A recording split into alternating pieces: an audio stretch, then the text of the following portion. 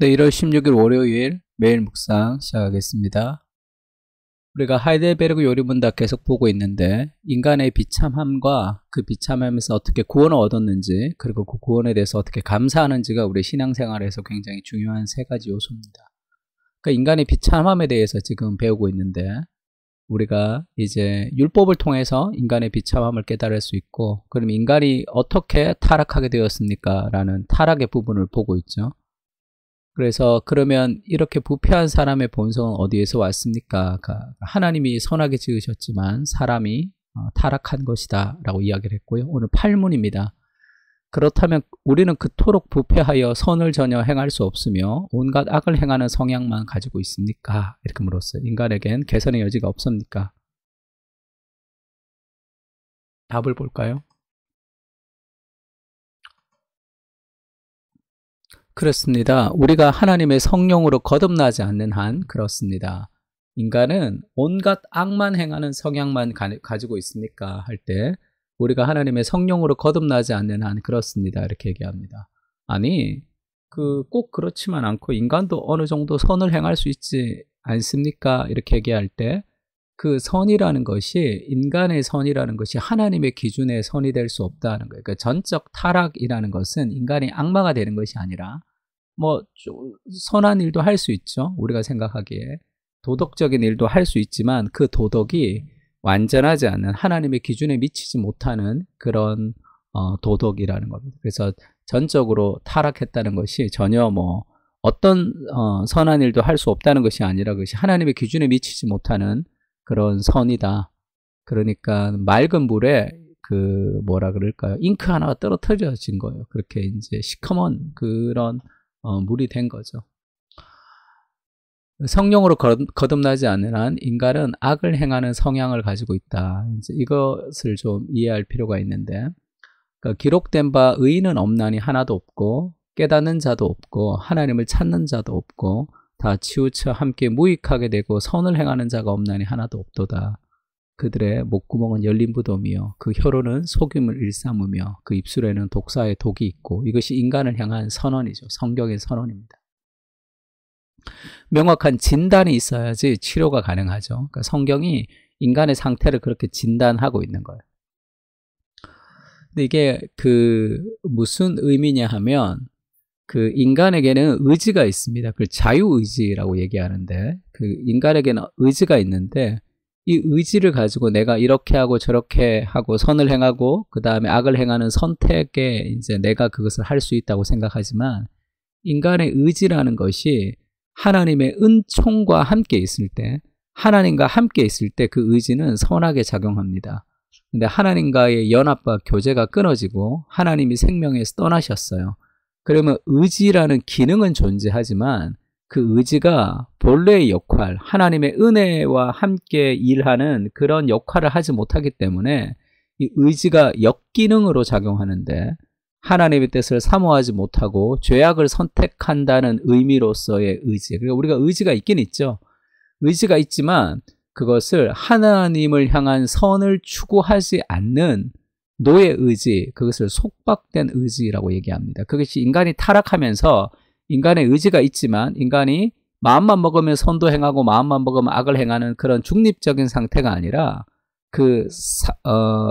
속박된 의지가 있긴 있지만 그 의지 자체가 속박됐다. 노예의 의지라는 거예요. 그러니까 다르게 얘기하면 마틴 루터가 이것을 말과 이 기수에 비유했습니다. 그러니까 우리의 의지가 이 말이에요. 그런데 그 의지가 중요한 게 아니라 그 의지를 누가 조정하느냐, 그죠? 그러니까 예수님이 우리의 의지를 조정하면 우리가 바른 길로 가지만, 죄와 사탄이 우리 의지를 조정하면 우리 의지가 다르게 가겠죠.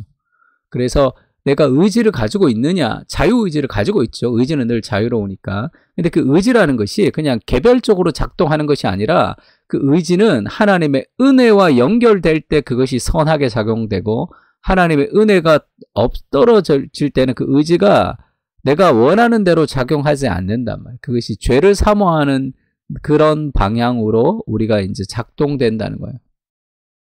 그게 이제 인간의 타락한 의지라는 거죠. 그래서 이것을 철학적으로 이 두 가지 자유를 얘기하면, 우리가 자유롭다 할 때 하나를 임의의 자유라고 얘기하고 하나는 자원의 자유라고 얘기합니다. 자원의 자유는 다음에 또 설명을 좀 하기로 하고요. 임의의 자유가 뭐냐면 내가 중립적인 상태에서 내가 선을 행하고 내가 악을 행하는 것을 내가 중립적으로 선택할 수 있다고 생각하는 거예요. 뭐 짬뽕 먹을지 짜장면 먹을지 선택하듯이 내가 그것을 선택할 수 있다는 거죠. 내가 선을 선택하면 선을 행하고 내가 악을 선택하면 악을 행하는 그것이 내 마음에 달려 있다는 중립의 의지가 있다라는 것이 임의의 자유입니다. 근데 그런 자유는 존재하지 않아요. 책상에서 나오는 거지. 인간의 자유가 있긴 있지만 그 자유가 이미 삐뚤어진 자유란 말이에요. 이미 성향상 방향이 기울어졌고 하나님에게 하나님을 사모하지 못하는 영적으로 떨어진 의지를 가지고 있는 거예요.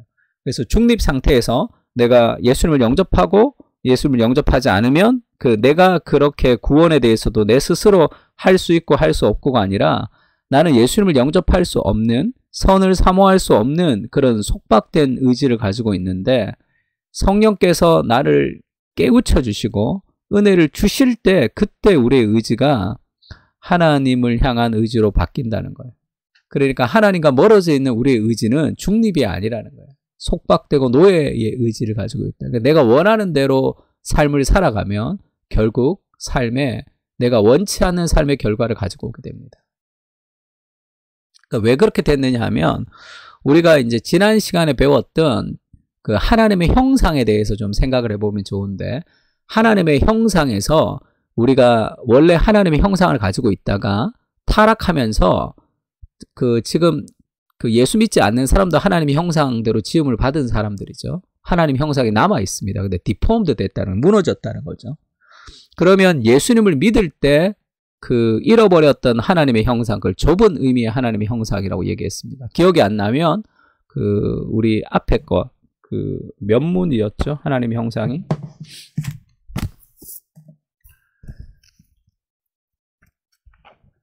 우리가 하나님의 형상대로 지었습니다 할 때 6문이죠.